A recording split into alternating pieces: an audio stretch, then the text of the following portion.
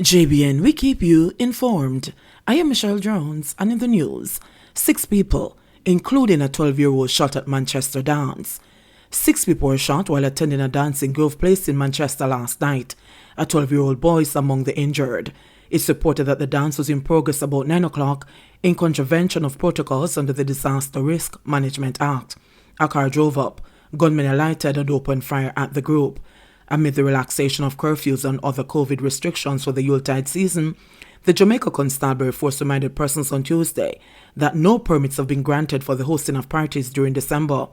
Local Government Minister Desmond Mackenzie also said on Tuesday that the municipal corporations would not be issuing tickets or parties at this time. He said the ban on parties will remain in place up to January 13, when the measures in place to curtail the spread of COVID-19 come up for review.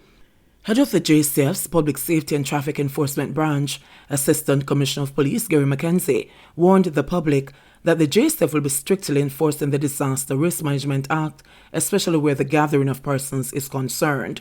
At this particular time, we are not issuing any permits for persons to host parties to be together, and before you know it, by next year, we're in problems as it relates to health status, he stated.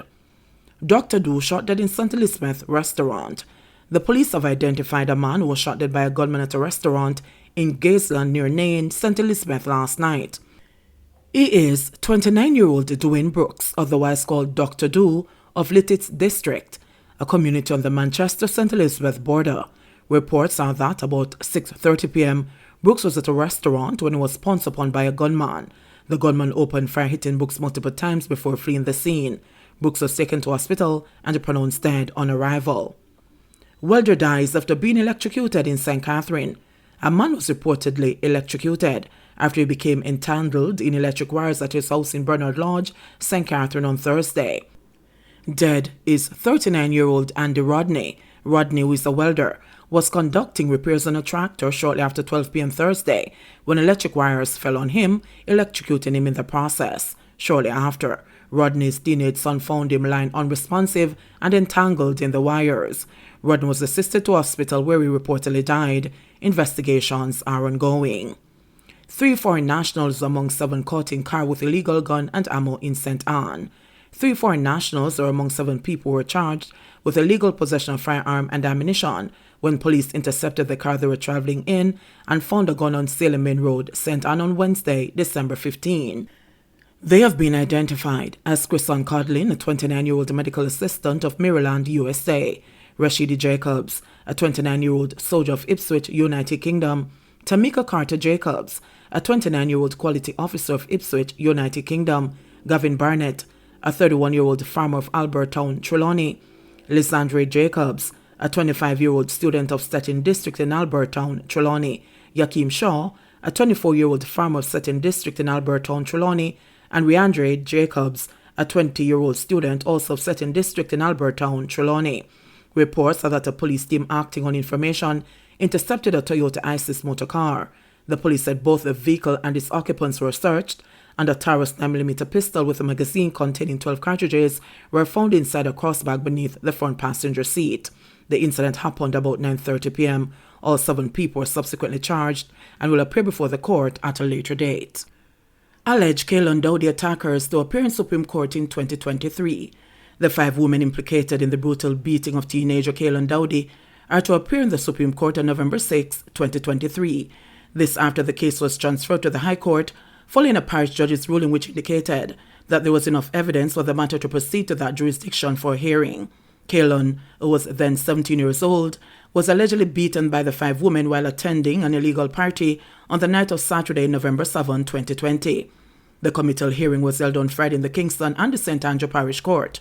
According to defense attorney Shamar Hansen, who represents Shakima McLeod, one of the 5 accused, McLeod, along with the other 4 women, who were charged with wounding with intent and unlawful wounding, were granted bail in the sum of $1.5 million. The other women who allegedly committed the act are Nadine Aldridge, Yolande Vassell, Timon Williams, otherwise called Rusty, and Cassian Lewis, otherwise called Chrissy. Asked why the matter was set for such a far date, Hansen explained that since the novel coronavirus pandemic, some new matters transferred to the High Court have been given far dates. Those who are in custody get an earlier date because they're in custody, but because they are on bail, they get a much further date than those who are in custody, he said. Dowdy has been hospitalized at the University Hospital of the West Indies since the alleged attack and has undergone multiple surgeries. Cops still hunting suspected abductor of St. Thomas girls. The manhunt for Davian Bryan, a Portland man accused of abducted 2 girls in St. Thomas in October, is still on, the police have said. The abduction of the girls, aged 9 and 13 days apart, had triggered national panic and outrage, and the 2 girls were found after a massive search in which hundreds of citizens and various agencies partnered with the security forces to locate the victims.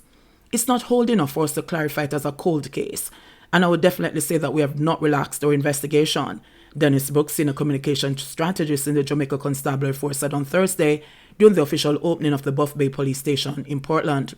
He said that Bryan, who was before the courts on other charges, remains a fugitive.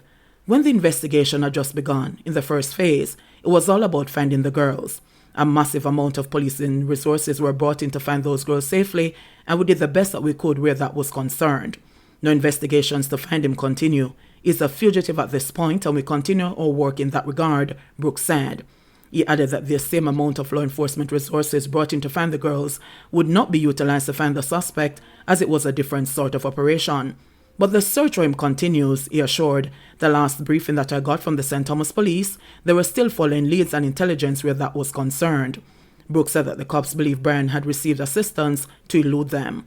He is someone who knows the deep bush very well from his background, and we believe that he gained some sort of support from person or persons who were sympathetic to him, he said.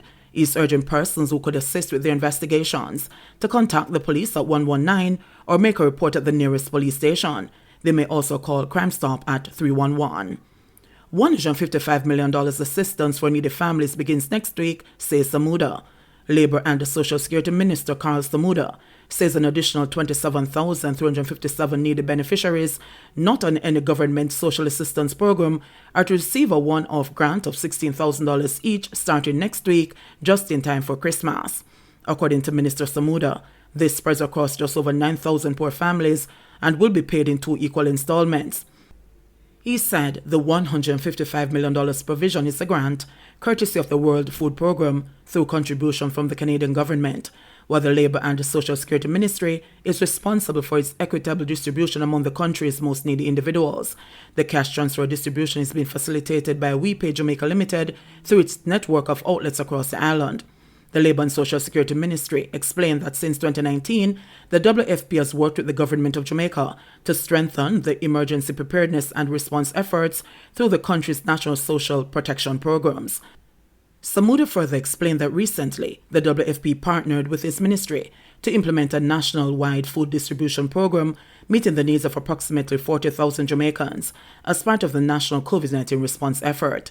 In addition to donating US $1.1 million in food packages, the WFP gave the ministry 40 computers and trained 174 social workers in developing digital solutions to enhance the ministry's management and planning of the distribution program.